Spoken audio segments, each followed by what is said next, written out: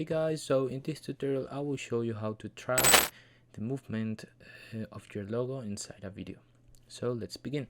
Of course, the first step will be to export our assets. In my case will be a video and my logo, and we can drag it to the tracks. And as you can see, we need to put the logo on top. In my case I will change the scale so it matches more or less the video. After that, we can right click and create a new null object. We can place it between this. Okay, so after that we can go to animation and we can click on track motion. As you can see, we will have this box that we can resize to match our composition. In my case I just want to track my logo to this part of the video.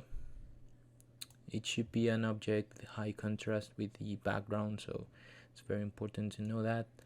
And after that we can simply hit on play where it says analyze here on the tracker, and you basically will track all the object throughout the frames of the video.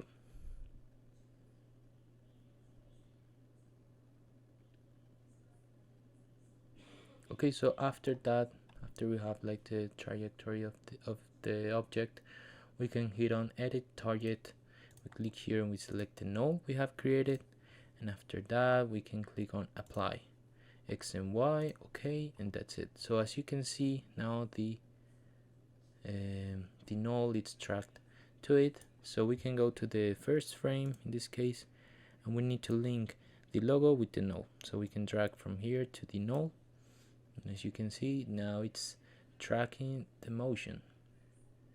So thank you guys, I hope you like it, and bye.